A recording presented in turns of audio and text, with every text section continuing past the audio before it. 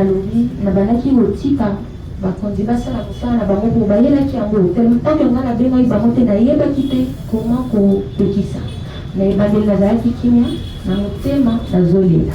Entendre la prévenue, vous l'en parlé, Monsieur le Président, c'est comme si elle ne sait pas, elle avait des émotions, elle ne connaît pas, elle ne connaît. Monsieur le Président, il y a un adage qui a toujours dit mentez, mentez, il a respiré quelque chose.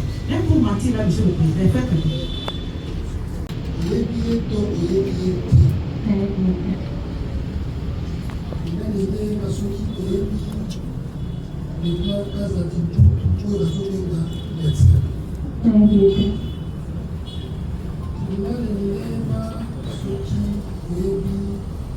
Monsieur Josué Kabea.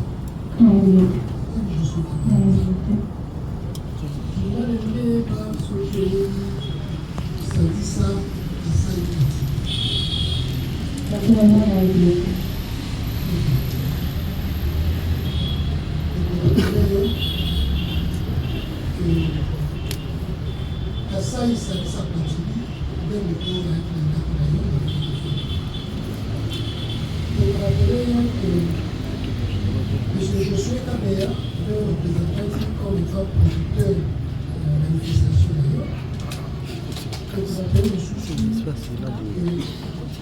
que sa fille est agent international et que quand j'ai dit médecin est à ce matin, on a quelqu'un qui contacte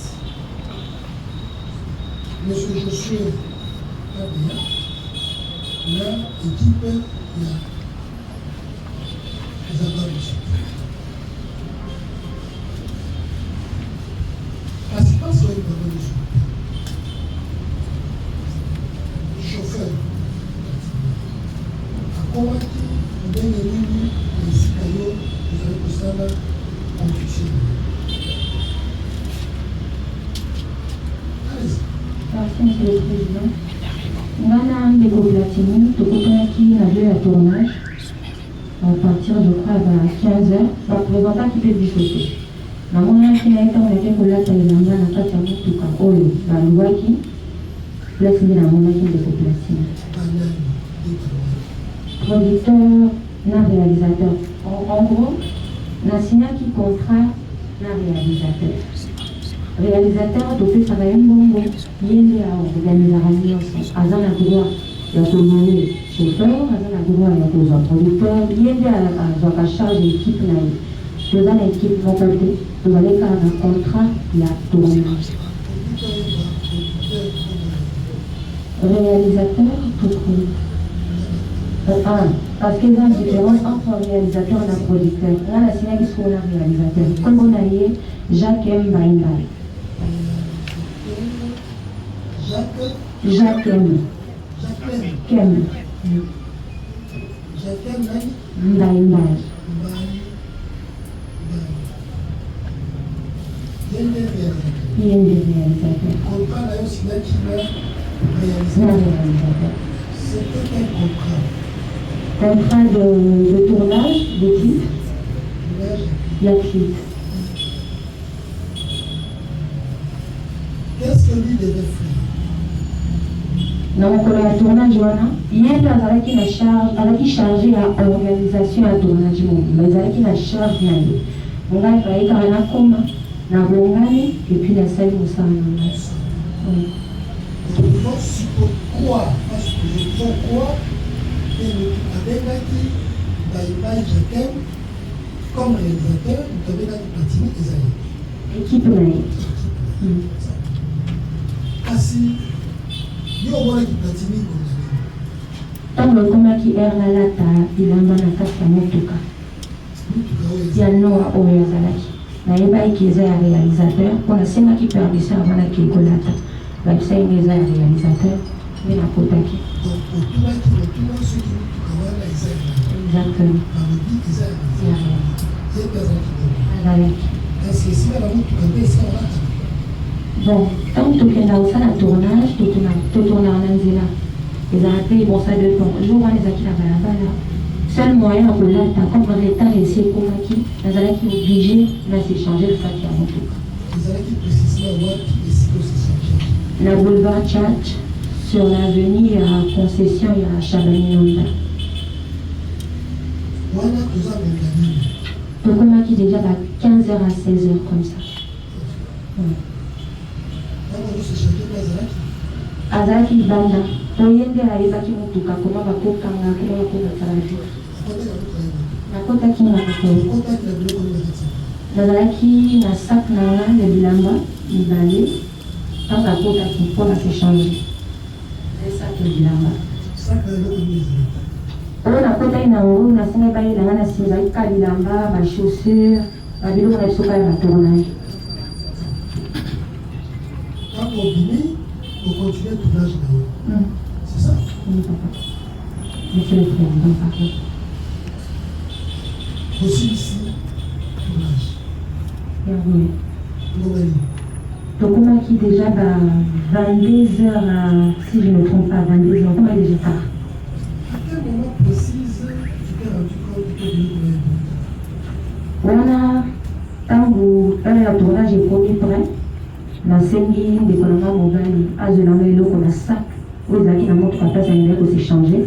C'est en ce moment-là que on m'a dit que sac la maison on a tête. On attend assis sur la table. Tant qu'on a dit, je suis sûre que on est déjà à 16h, 17h. Qu'est-ce que tu as fait? Parle de tant que le bon dit, bon, comme naïba qui tourne n'india azuango, nous allons à Kutuna Mandeko, Kutuna na équipe, ceux qui va mon équipe, ça nanga. Mais il y a quelqu'un qui peut moniter, mais là, quand il y a un peu de place, lui, tout le monde il y a un peu de temps.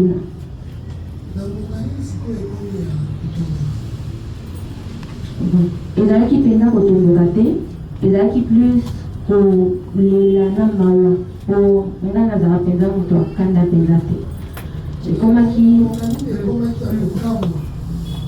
tango tokomi ba je crois tokomi ba 17h10 non 19h 20h.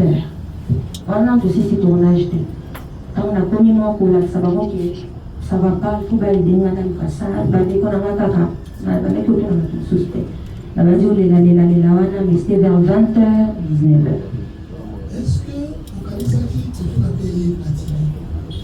Bon, naebi était, naeba qui était, ba présentant qui peut biso était.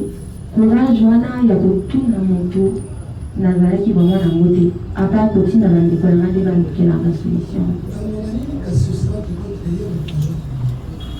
ntango tozongi na boulevard Tchatch totali bavideo de surveillance place tobandaki tournage na biso ntango balakisi biso bavideo bato oyo bazalaki na biso wana déjà babandeki omonaki moko mouvement ezalaki bizarre mais moi personnellement nazalaki te koyeba yinga azwaki yango ezalaki na ngonga wana te na moke na bandaki okanisa yinga azwaki yango. Nous sommes sur le boulevard Tchatch. Comment est-ce que vous vous êtes retrouvé la galerie Saint-Pierre?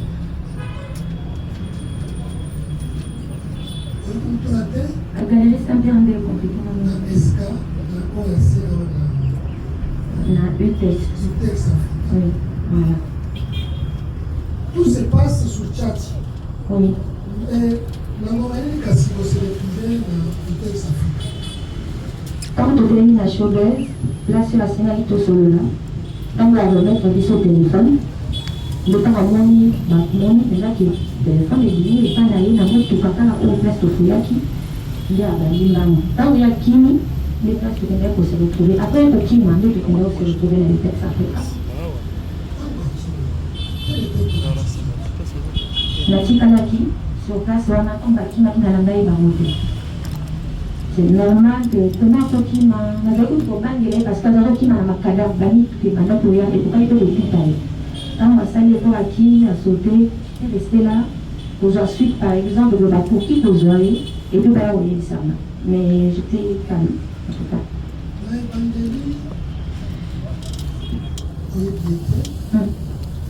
La personne qui l'a appelé ou qui l'aurait appelé, c'est Mbaï Katem. Voilà les gens qui étaient là, maintenant je pense que c'est ça à partir de la showbuzz. Voilà, qui t'a dit que quand même les soleils que Bon, pas voilà, c'est bien que vous salez ma vie, on avait quand même regret dire qu'en tout cas, il y a un tournage qui est au côté. Juste ça, mais pas me plaindre que Natia photo en a surveillé, non. Tu n'étais pas bien. Ouais. Toi, c'était normal que le roi ait dit Ikoka ikozonga, mais ikoka ipe kozonga parce que ndenge na bango tia bato to à l'aise intention pene ezalaki te kobrutalize bango to kosalela bango eloko mabe quoi.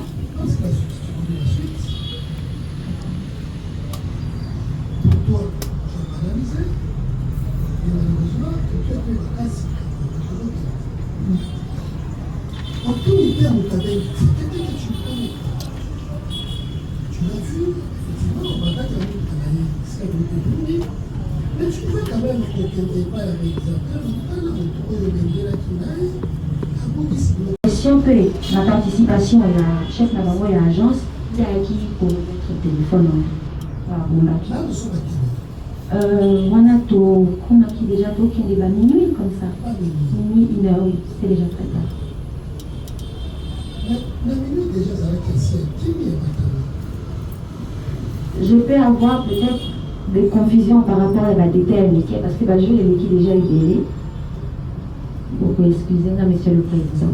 Mais c'était quand même très tard déjà. C'était très tard. Oui. Mais déjà, Azalaki, assis à Bakari. Ouais. Il a dit les raisons pour lesquelles il m'a combattu. C'était la brutalité, le fait qu'il s'est retrouvé en insécurité, alors, qu'est-ce qu'il fallait faire? Pourquoi les femmes à ce moment-là? En parlant de la brutalité, Azanazo Kanga, Nassala qui quand même effort pour protéger la brutalité monsieur le président. Nazaki Kosala Nyoso Atam Bata Badetaï. Motoasimbaki Azate, moi je pense, Bazaki m'a rappelé, Bazaki énervé, comment on a été tourné depuis journée Mobimba. Aux anabiso, déjà on a avoué que aux autres qui vivent et je pense que mais c'était pas la salle et ma belle, tout va détailler, je ne pense pas que c'était ça. Néanmoins, on peut noter qu'il a Akimaki. Akimaki. Quelle était ta réaction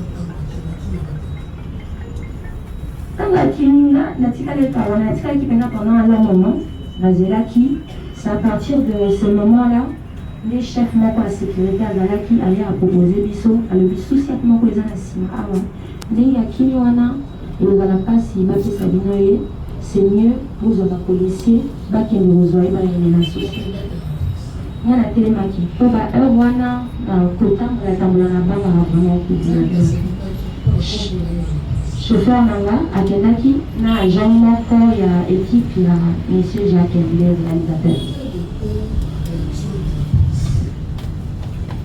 Quand baki ozwa bango nga nakoti na motuka parce que moto azalaki sospect na show besoin azalaki na sécurité na nga tokoti tolandi bango na intex nayebi ke bapolisier baoya ozalaki tetokoki na susi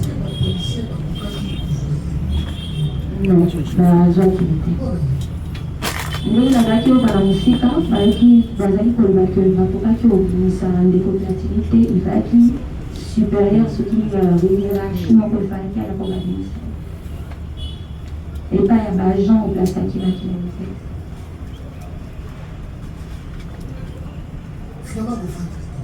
na motuka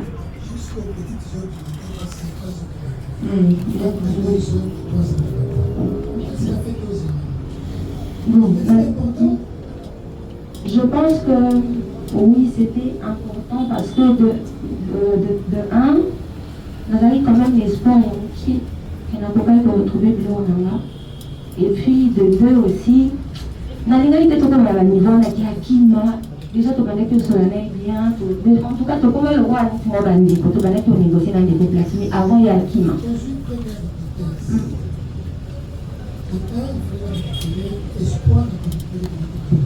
Comment est-ce que tu pouvais quand on a monté à un téléphone, et lui, on a même au place, il y a qui va à la chaîne de l'Orésalie. Quand on a monté, il y a mon pabine, on a monté au Canada, sûrement, on a même au Tucana, peut-être répondre à la place du papa pour ma qui ça quoi. L'espoir. L'espoir. Non, là qui vraiment la suite, non, mais c'est à part. Tu as vu,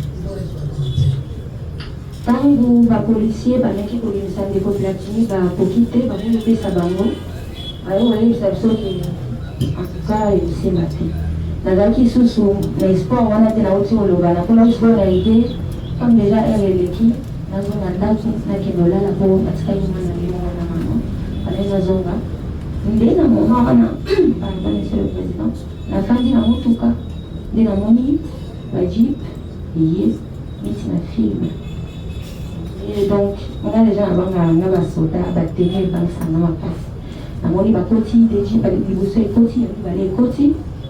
Ok, on a bien dit va tout est, on a évité on. Qui n'a pas compris mais la partie à mon tout cas toujours, la quitte quitté, la zalé car on fait la partie à mon tout cas. Va commis à des jeeps pour les commis. Je pense que c'est mon équipe dans la production, avec aussi la langue lui. Chef a fait ça au bout. Ok, chef. On a trouvé mon conduit, ça l'a donné, papa. Allez, respect. C'est vous, madame Révo, oui, c'est moi. Qu'est-ce qui s'est passé? Il n'y avait pas trop de détails. Tout cela était dans mes idées. À part le 8, ok. Azar, pas le 8, Azar. Ok, Azar, en tout cas, on a qui est ça, ça.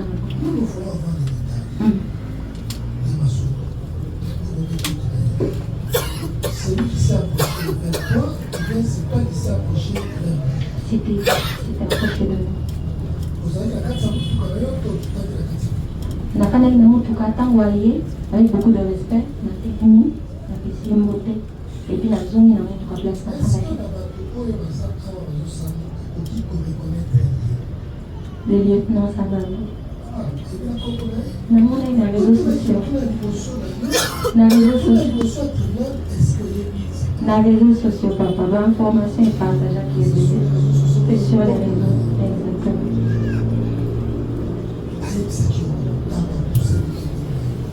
Tango Akomi a s'est présenté, c'est le chef, enchanté. Alors, nous avons vidéo pour les autres, et tout, nous avons eu la confusion. Après, oui, c'est ma montre au sol après. On y vient à puis on agit ça pour nous dire dans la partie. Et puis, après, il y a tous les autres. Comment il était gazoué?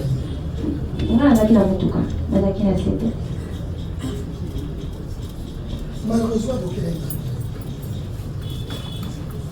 malheureusement. D'accord. Malheureusement, il y a un cas qui est à 100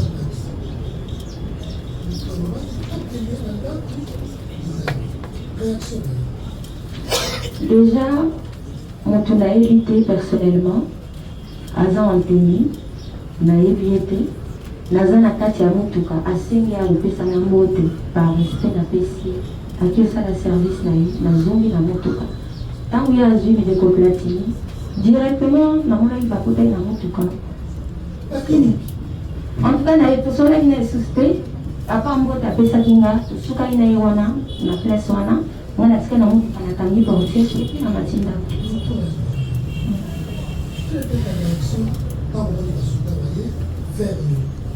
tu ne les as pas appelés. Tu as dit, officier à la Souta et Verrio, a dit, c'est pas tel, on dit, gagne, vous voyez, pour te voyer qu'elle s'en va dire, à Matari, Bazouillé. Pour toi, c'est un soulagement? Pas vraiment. Pour la banque qui n'a la banque qui n'est pas là qui vraiment et banque ça n'a pas place. Na quand ça qui n'a pas, bah comment tu le mets dans la banque? Bazouaki.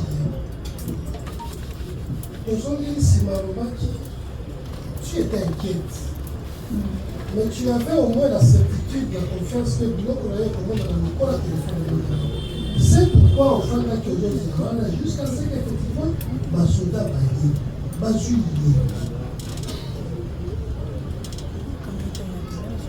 on est au salaire. Parce que les gens évacuent les gens dans beaucoup de choses. Tu devais rentrer, n'est-ce pas?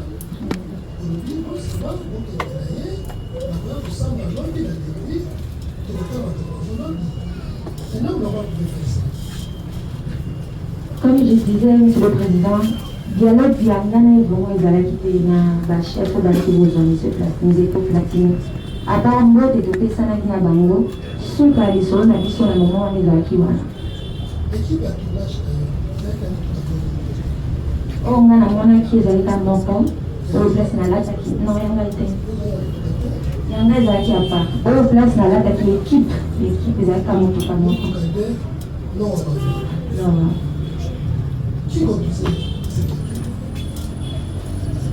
ndenge wana ezalaki équipe nanga te ezalaki ya ndeko platine ya wana ekokuna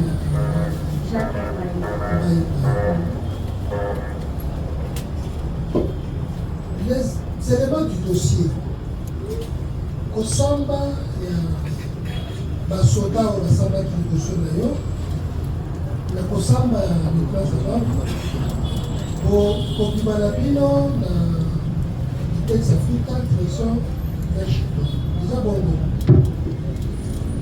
Pardon, monsieur le président, même qui compte. Ntango bobimi na Itex Africa okeyeli pati nakendaki epa na nga kolala okendaki te ngai nakendaki epa na nga kolala ozali na chauffeur oui mindele ndenge asalaki motuka asalaki te ntango azokomba motuka kutu ozoloba ya kombo te c'est-à-dire eza na biloko lokola na rétroviseur esalaka kitoko na bato bazolaka biso somonaki bazolaka basi ntango na avance mpenza liboso namoni motuka moko ezala na vitesse makasi nabangaki mpe po nayebaki kutu te ezalaki bango nde bazalaki kolandanga ntango bayemotelemi nabangi natelemi nakiti te po tokomaki deja tokende ba 4 heures et puis na balabala bongo ezalaki bien te nde abengaki bandeko ya ekipe na bato nanga ekipe nanga problème ezali bayebisi balobi tozokende epa mama rebo koyeba biloko eza na kati ya sak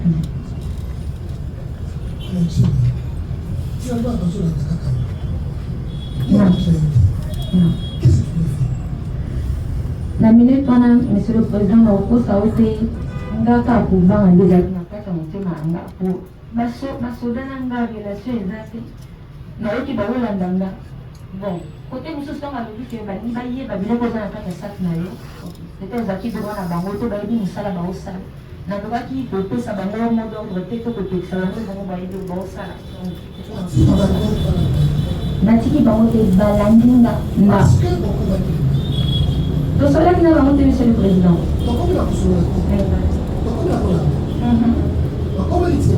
balandi nga tika na nga nga nakotaki buka liboso po bango natikala ete nga nasikila okende mbango bafongoli nga clôture nakoti na concession na biso po tozala mo ebele na baconcession epuis namoni ji nga bato entrain na biso baagent ya sécurité bali bafongoleli bango epuis balandi nga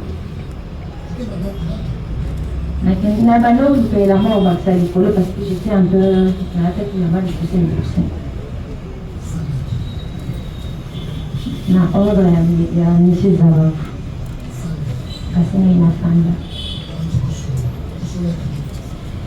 ntango aye ntango basinstalle parce que place toyambaki bango déjà place nafanda wana eza concession ya bato eza na bavoisin eza na bagénéraux ndako nango ezalaki mwa mosika donc eza bato na maîtrise te baye kofanda wana monsieur le président natelemi na nsima na ye il m'a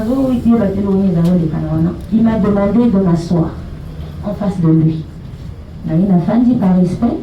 Et c'est par là il a appelé monsieur Ndeko Platini pour interroger Bissot.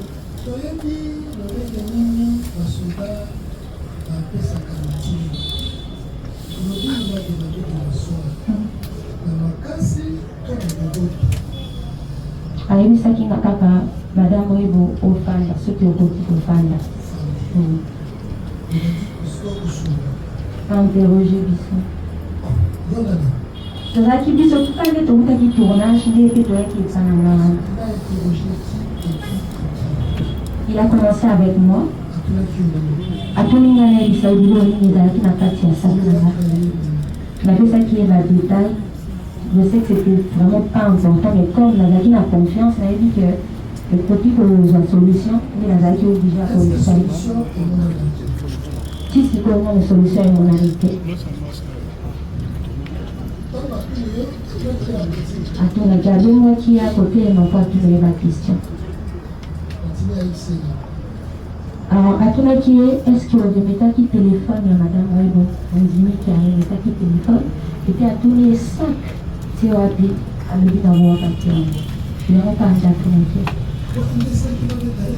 Bon, en tout cas, on va contrôler l'autre. La minute, on a dit sans pouvoir, on a dit que donc l'autre va battre ça. Et pas la foutre oui. Tu as vu ce qui s'est passé. On a un monarchie, après, quand on interroge Bissot, à Sénaki de Platini, à Denisabilo Kazaki, on a pas poché. Na mwana qui a dit ça qui va papier mon choix téléphone na ngo moko na kika bongote na bisa ki bilo na poche après la senga qui a longola elamba na pantalon na longoli ok na zavana ba solate na tanga na militaire te na monika ba allonger na c'est sous tes yeux que cela se passe. Je suis assis. Sous tes yeux. Oui, c'est très.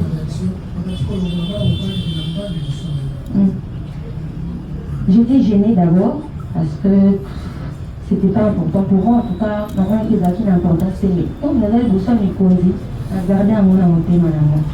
Après, comme on a dit que oui, t'as eu ce qui va qui m'a fait la vidéo, un peu bizarre, avec s'ajouter. Mais pardonnez, monsieur le président. Avec ça, on a acquis. Très gêné. Oui.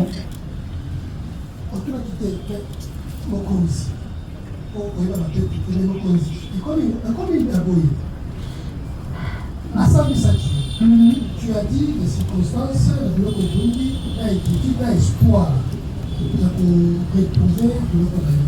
Mais comme il y a pour le volet de l'enfant, qu'est-ce que tu fais de la vie dans la tête? Qu'est-ce qu'ils font? Est-ce que c'est important de faire dans ma tête? Parce que maintenant la télé, ah papa, je veux dire, avec quel pouvoir? Non, nous ne sommes pas sur le pouvoir. Nous sommes chez toi. Ça te gêne toi-même. Oui. Non, tu laisses ça. Pour te dénailler, c'est la quoi ressemble à l'homme, pour venir à la police. Cela ne se passe pas chez moi. Tu laisses faire. Monsieur le Président, premièrement, comme Nazala qui, voilà, en parlant même de pouvoir, comme la béca qui m'a quitté, n'avait pas quitté comment que Solana, monsieur le chef, directement comme ça. Je ne savais vraiment pas comment lui parler. Tant déjà la bandine, la bandine qui veut pas la paix. On dit ma femme, comme c'était pas sous mon ordre, on était là, donc j'étais un peu distant. On a monté, mais j'étais gênée. J'étais vraiment gênée. Cette séquence-là a fait combien de temps? 2 fois. Non, la séquence de chez toi jusqu'à la scène de la tête. Ça fait combien de temps? En tout cas, tout ça qui même pas 1 heure du temps. Non.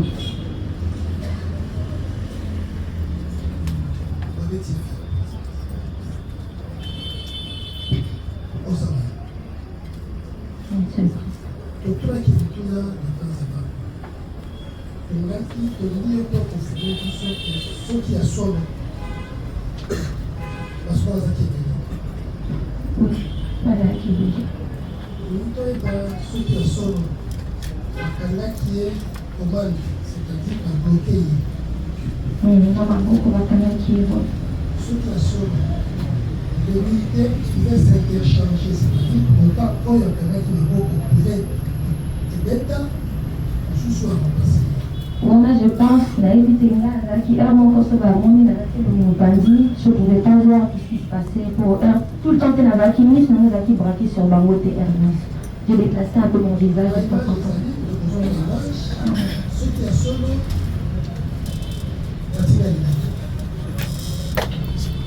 Adam Laki, pour pencher comme ça en bas, Kazaki pour crier. Oui, crier. Donc, on a demandé ce n'est pas. Ce que ça a prier, il y a essayé.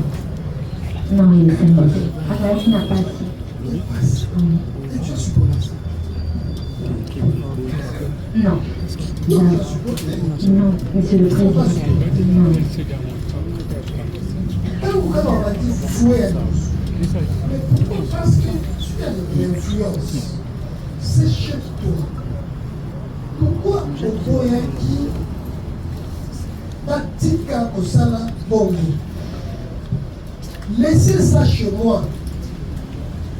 Allez-y à la police ou allez-y, mon Kendenaye. Mais c'est que ça va pas pris une heure du temps, ça va. Les images ici ne font pas même une heure du temps, c'est quelques secondes. Quand on écoute seulement les images, les cris de détresse, ça fait pitié. Mais quand tu as supporté pendant plus de 30 minutes, réagissez. Monsieur le Président, vraiment, je ne sais pas comment expliquer Nazaki dans le moment où on a. Na ebandeli tango na lobi na balaki otika bakonzi basala mosala na bango po bayelaki yango tango nga na bengai bango te nayebaki te comment kopekisa na ebandeli nazalaki kimia na motema nazolela amama natali mopandi trouvant même regard ya motu moko oyo akolia oza courage akoloba ta stoppe mais quand na bamaki moko te aswaki courage wana j'étais la seule personne en ce moment nakobaki osenga pardon balibisa batika kobeta batika nano kobeta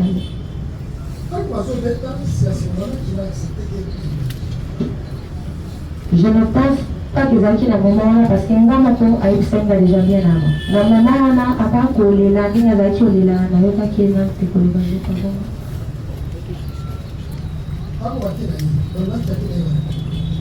tant bakena en tout cas nasolaki na bango te ata ntango batiki kobeta ye nde bayaki bayebisanga baza na besoin ya contact moko ya biso équipe soki bakena ye bakobenga mpo bapesa soki batolesa te opa. J'ai parlé avec le lieutenant Zarabou, mais c'était pas mon numéro personnel parce que je le connais personnellement. Je pouvais pas. L'équipe, oui. Oui. Jusqu'à quand précisément vous avez fini de parler? C'était très tôt le matin. Donc, Zonan de Koplatini, Abengaïna pour Azwa Vinanga, et Atunanga pour la dernière fois. Ce qui n'a pas qui, pour le Kélan de Koplatini, solution à ma kaouta, le baki à ça, qui n'est à voir qui, voilà qui est au solaki la dernière fois. Déjà, quand à OPC, le Kanaki, tournage de Kai Moulaï, soirée Zalaki Moulaï, je ne voulais plus continuer pour ça, ma campagne, ça, pour moi, je voulais qu'on stoppe Batika. Je voulais Batika stopper en fait. Signature pour le Salamaki Sima, l'engagement, la restitution de thèse, l'engagement.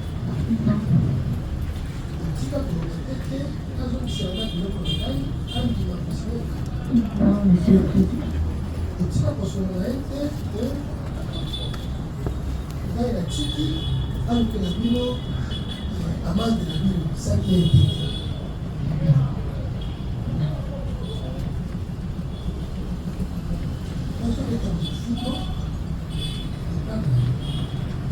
Tu n'as pas donné. Mais ça laissé faire.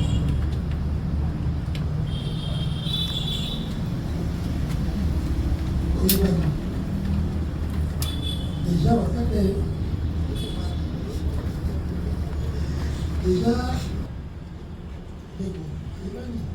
non, qui est capable? Monsieur le Président. En tout cas, on a évité de niaiser pour les Canadiens. Tout le monde a évité qu'elle ait été tant que peut-être citoyenne de son pays, mais pas tant que réelle. On a équipé, je on a qui n'a pas pendant la vie très simple. On va voir pas au confort de la ton sauce. Tu ne l'as pas demandé de discussion. Non, Monsieur le Président. Mais tu as laissé venir. Ils m'ont suivi. Na pesa qui m'ont déjà adresse nanga et pas la balle. Na mema deji et la nanga il qui est de 4 heures. Monsieur le Président.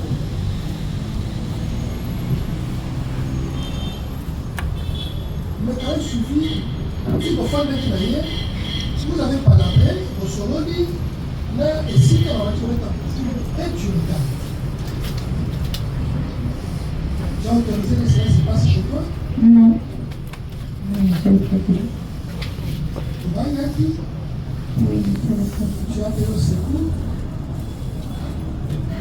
Nazaki nga mon côté. Wana, nazaki na équipe mobimba autotaki na bango na tournage. Donc, biso tous vous allez voir dans mon kangami la minute, voilà, Monsieur le Président.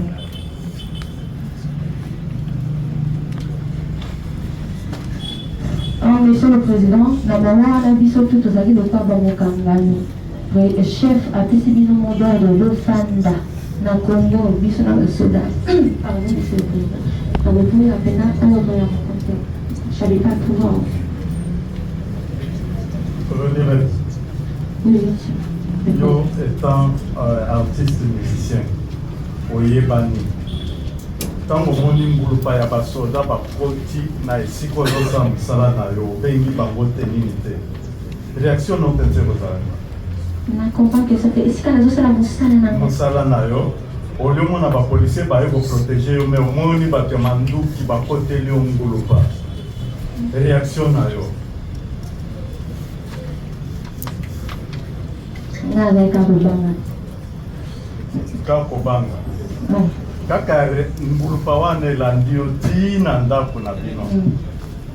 Babandi kobetama. Réaction na yo. Après kobota courage ya kolela bango, kosenga pardon, batika, eloko bazalaki osalelaki na bango. Na esambeli ya ndeko moko awa kaza nani lieutenant Sababu alobi nimero na yo ebengaki bango okokoyebisa tribunal moto azwaki nimero na yo abenga bango ke boya na secours ya artiste aza na danger.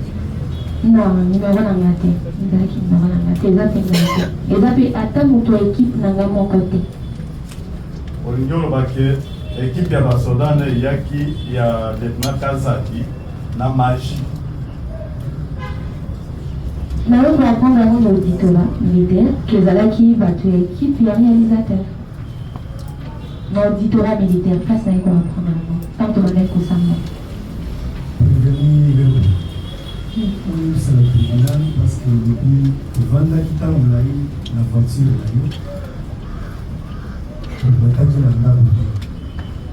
jusqu'à ce que les tribunal est acquis, qu'est-ce qui t'avait motivé la tribunal musique nabandaki kofanda na ngai wana kozela na evite ezali kozalaka policier oyo natindaki na susi ya baya kozwa ndeko platini place mpo na wana mwai makambo elaki esila kofanda ezalaki wana kozela ntina suka baoyesa biso ke obimisa ndeko platini te désespoir je voulais rentrer à la maison c'est en ce moment ils ont intervenu ndenge bayaki nayebaki pete nde bakomaki avant arrivé à lieutenant Zababu na suite na ye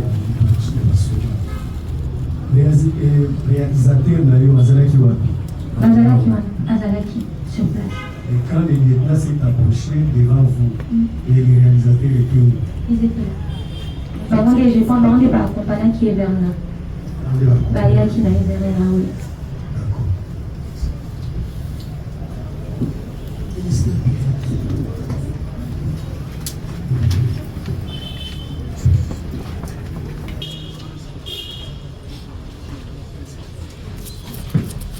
Prévenu nous avons que ce soir.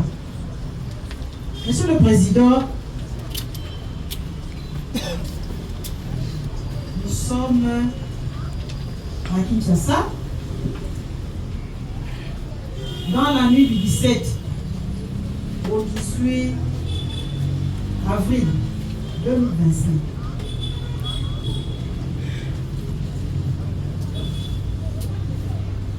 Entendre la prévenue, vous l'en avez parlé, Monsieur le Président, c'est comme si elle ne sait pas, elle avait des émotions, elle ne connaît pas, Monsieur le Président, il y a un adage qui a toujours dit, mentez, mentez, il arrivera quelque chose. Même pour mentir, là, Monsieur le Président, faites quelque chose. Monsieur le Président, La prévenue Boulanga veut faire croire à votre police du tribunal que lorsque le prévenu Zabab est arrivé au niveau des showbuzz, il n'avait pas échangé avec elle. Alors que il a même semblé vous dire qu'il ne connaît pas M. Josué Kabila. Admettons que la prévenue Rebo ne connaît pas M. Josué Kabila. Lorsque Zababou arrive, il vous l'a dit ici à l'audience passée, il s'est présenté devant la dame. Mais comment on peut faire une intervention? Puisque déjà, le prévenu Gazadi vous dit que son neveu l'avait appelé pour dire qu'il était en détresse. Il était en détresse. Mais comment on peut intervenir quand on ne connaît pas la situation pour laquelle on doit intervenir, Monsieur le Président? Le prévenu Zababou a eu le temps d'échanger avec la prévenue Moulanga. Puisqu'il ne connaissait peut-être qu'on lui avait donné juste un flash. Il fallait intervenir. Mais avant d'intervenir, il devait quand même connaître les motifs pour lesquels il devait intervenir cette nuit, Monsieur le Président. Prévenu Moulanga Chimpaka, est-ce qu'on peut ça à la tribunal? Nani a été représenté hier et pas Itaïo?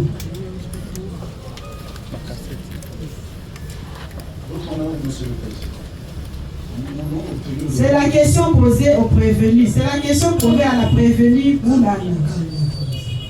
Je ne réponds pas à la question. Je ne réponds pas à la question, madame. Je voudrais obtenir du tribunal que nous puissions compléter la réponse de notre client réservé au tribunal avant que M. Philippe pose sa question. Nous allons également la compléter par rapport aux réponses qu'il va donner. Merci beaucoup. Madame, Monsieur le Président, l'affaire est simple. Le ministère public a tenté de compliquer cette affaire inutile. En ceci, je complète. J'ai fait des observations là-dessus. Merci. Il y a une chaîne et le ministère public, on ne sait pas quelle fin, a interrompu. Madame contacte le réalisateur. Le réalisateur va contacter une agence de services. La couronne. La couronne va mettre à la disposition non pas du réalisateur, non pas à la disposition de notre client, mais à la disposition du conducteur et le véhicule et les chauffeurs. Mais ces personnes et le réalisateur et le conducteur,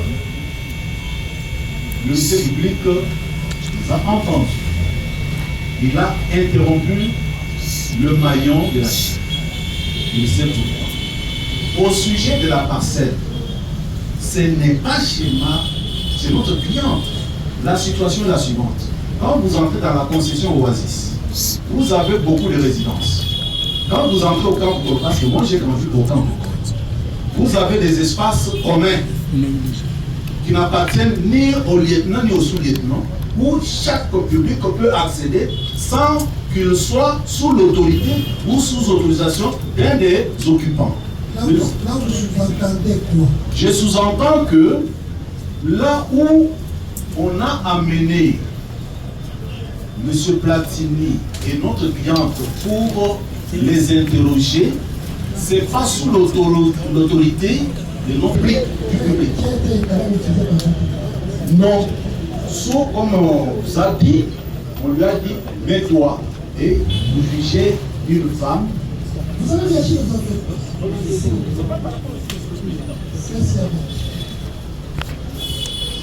Monsieur le Président, nous sommes dérangés par une personne que nous ne maîtrisons pas derrière nous. C'est qui là? Nous avons droit à la sécurité.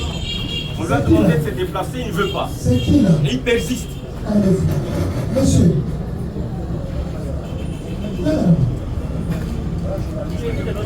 Calmez-vous. C'est qui? Monsieur. on est bien développé. Ce qui est fait que ça, ça la vie n'a plus là. Comment ça beaucoup là? C'est pas bon.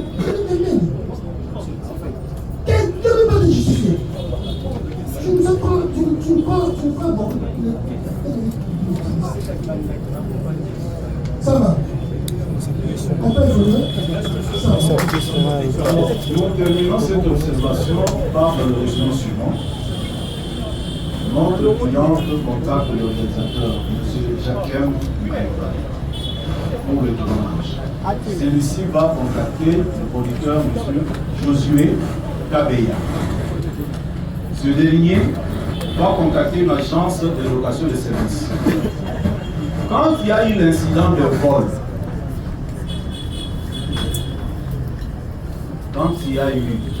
de vol, monsieur le producteur Josué Mbaïmbaï, trouvant que l'image de ses affaires était ternie par le voleur qui a été mis à son service, va appeler son cousin, le sous-lieutenant Kazaki. Donc comprenez que ce n'est ni Rebo, ni le réalisateur. Il appelle son cousin, c'est son cousin qui va maintenant lui envoyer le numéro des abats. C'est ainsi que... Monsieur le Président, nous voudrions faire appel à notre comparution pour le compte de la République. Maître Bongi Elembe, j'espère, avocat au Luxessa Gombe, conjointement avec Maître Justin Montaire, avocat pour la Cour d'appel de Kinshasa Madi.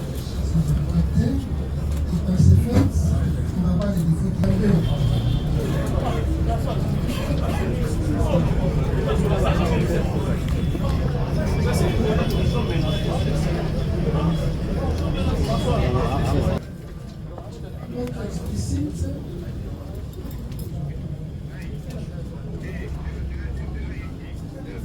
à la Côte 177. Question qui a appelé l'intervention de type de la taxe force 7 000. Réponse. J'ai vu le producteur, M. Abéa Josué, parler avec Mme Debo pour dire qu'il a déjà appelé le militaire. Et lorsque les militaires sont arrivés, c'était déjà 24 heures du samedi. À bord de 2 jeeps, ils ont récupéré Platini entre le maître des gardiens de la concession. Ils l'ont passé dans la cabine devant la jeep, puis ils se sont dirigés vers Magasin Kitamo et vers la résidence de Madame Ré. Les producteurs Kabea, qui étaient dans l'une des voitures, et moi, c'est-à-dire avec Maïmaï, j'avais pris une moto, comme j'avais travaillé, puis 48 heures de suite, ça allait chez moi. Alors, il s'agit de réagir par rapport à l'observation faite par la défense de la prévenue, que, et là j'avais su de la présence des militaires. Maïmaï, on a quand même mis en contact avec Kabel Joshua, qui m'a dit qu'il a fait appel à l'intervention des militaires. Ça, ce sont les abattus. Merci, Monsieur le Président, pour la parole nous a délivrée. Monsieur le Président, je pense que tout est clair. Vous savez, Monsieur le Président, quand vous prenez un ballon d'air et que vous cherchez à tout prix à l'enfoncer dans l'eau, il ne va jamais, puisqu'il y a une loi qui dirige et qui soutient ces ballons d'air. Il ne va jamais s'en sortir. C'est comme ça. Elle est têtue. Elle est têtue, Monsieur le Président. Heureusement que votre tribunal venait de recadrer et répondre d'ailleurs à la question, ou bien à notre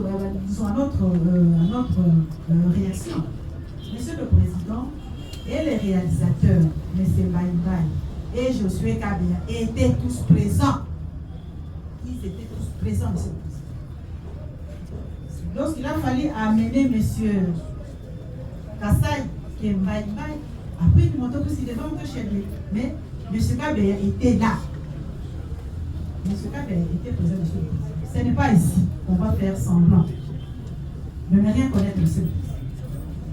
Monsieur le Président, la prévenue Chipaka vous dit que vous ne connaissez pas Zababou, vous ne connaissez pas, il ne connaissait pas. Et d'ailleurs, je voulais revenir sur l'observation de la défense de la prévenue. Monsieur le Président, est-ce que la prévenue Rebo peut vous donner son adresse?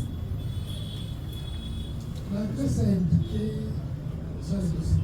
Oui, Monsieur le Président. Je voulais qu'elle-même me dise pourquoi, Monsieur le Président. Puisque la défense veut vous faire croire que les lieux où la partie civile, M. Sadi, ça a été amené, c'est un lien public. Non, Monsieur le Président. Non, Monsieur le Président. Elle-même vous a dit ici tout à l'heure là que c'est une concession qui est occupée par plusieurs locataires. Et dans cette concession-là, Monsieur le Président, il y a des gardes. Il y a une sécurité. Et je ne pense pas qu'à 4 heures du matin, cette sécurité-là pouvait facilement ouvrir la porte, ou bien le portail, à n'importe qui. Non, Monsieur le Président, non. Non, Monsieur le Président. Si la task force avait intervenu, c'est puisqu'il y avait opposition, il y avait une résistance de la part des gardiens. Là où la partie civile Kassai avait trouvé refuge.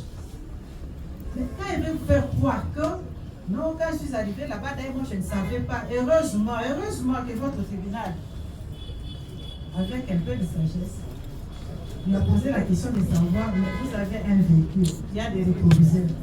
Vous roulez la nuit, vous ne savez pas regarder de gauche à droite. Vous ne savez pas regarder de gauche à droite s'il y a quelque chose. Monsieur le Président, elle vous dit que quand elle est arrivée au niveau des Tambo, elle s'est arrêtée. Elle a envoyé, elle a dépêché son chauffeur pour demander à la JIP qui la connaissait. Non, Monsieur le Président, la JIP ne la connaissait pas. Les prévenus Zababou, vous avez dit ici que lorsqu'ils ont récupéré la partie civile Kassai, c'était pour l'amener. Monsieur le Président, soyez apaisés. Soyez apaisés. C'est l'homme qui a peur. Soyez apaisés. Nous avons la parole, oui. Nous avons la parole. Laissez-nous parler. Oui, Monsieur le Président. Zababou vous dit ceci. Que lorsqu'ils sont arrivés, ils ont à récupérer, ils ont réussi à prendre, à récupérer la partie civile Kassai. S'ils se sont retrouvés dans la résidence de Mme Rebo, c'est puisque c'était sur sa demande. Le prévenu vous a dit ça, Monsieur le Président. Si ce n'était pas sur sa demande, Monsieur le Président, quelqu'un qui vous coince la nuit, vous dépêchez votre chauffeur pour demander pourquoi vous me coincez. Je ne sais pas quelle réponse le chauffeur lui avait donnée. Mais si elle n'avait pas donné son accord, comment est-ce que les deux types, puisqu'il n'y avait pas seulement les deux types de militaires, il y avait sa type qui était devant. Parce que c'est elle qui connaissait l'adresse. C'est sa type qui était devant.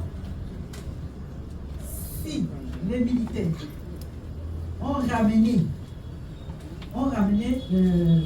la partie civile Kassai dans la résidence, c'était sous demande de la prévenue Rebo. Monsieur le Président, je ne sais pas.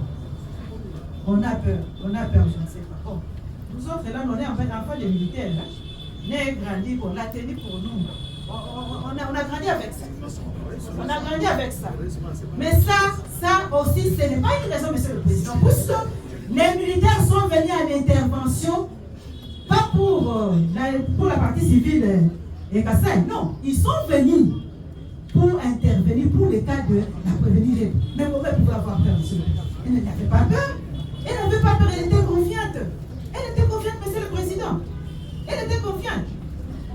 Votre guise de tribunal a posé la question de savoir, lorsque vous êtes arrivé chez vous, je ne sais pas, on vous dit que c'était dans une cour. Oui, admettons que c'était dans une cour.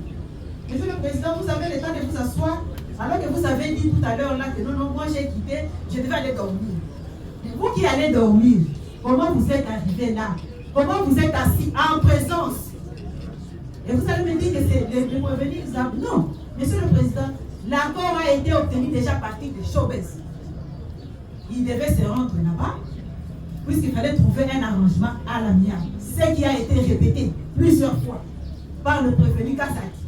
Quand il vous dit que non, on voulait seulement trouver un arrangement en famille. Monsieur le Président, c'était, disons, l'accord était déjà donné là.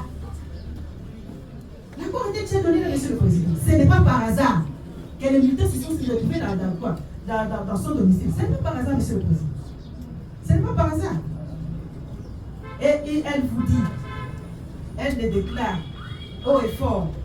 Non, tant que vous avez taillé la yokima. Waouh. Monsieur le Président, si aujourd'hui, l'on veut faire croire à votre auguste tribunal que, je ne sais pas, c'est par pitié, c'est par vous, je ne sais pas par quoi. Monsieur le Président, il vous dit qu'elle a été gênée. D'accord. Si elle avait été gênée quand elle a vu la partie civile Kassai être déshabillée, pourquoi, dès le départ, si réellement elle n'avait pas cette intention-là, pourquoi elle n'avait pas interdit aux militaires? Et quand on vous dit qu'elle avait le pouvoir, non. Les militaires étaient venus pour sa cause. Les militaires étaient venus pour intervenir pour sa cause. Comment peut-vous dire qu'elle n'avait pas le pouvoir? Cette nuit-là, ni elle, ni son équipe étaient disons, détenues comme l'autre, non. Au niveau elle vous dit que d'ailleurs elle avait protégé, puisque le fait c'était le sac avait disparu bien avant. Elle avait protégé, oui. Mais si de l'autre côté elle avait protégé, pour qu'on ne puisse pas la gifler, pour qu'on ne puisse pas faire ceci, cela. Mais comment on a torturé chez elle, à sa présence, Monsieur le Président. Assis en train de s'assurer que notre travail serait bien fait. Monsieur le Président, on me dira que non, voilà, l'immoralité n'a jamais été récompensée. Oui, l'immoralité n'a jamais été récompensée. Mais moi, quand j'ai lu ma constitution de la République démocratique du Congo, n'est-ce pas? Il me dit ceci, à son article 17. On me dit ceci, si vous permettez.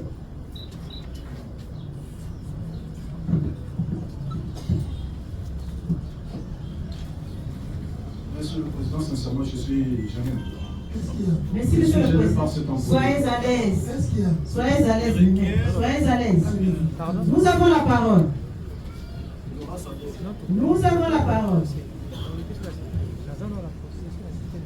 C'est juste un rappel que je préfère à la partie prévenue. Monsieur le Président, si vous lisez l'article 17 de notre Constitution, voilà ce qui est dit.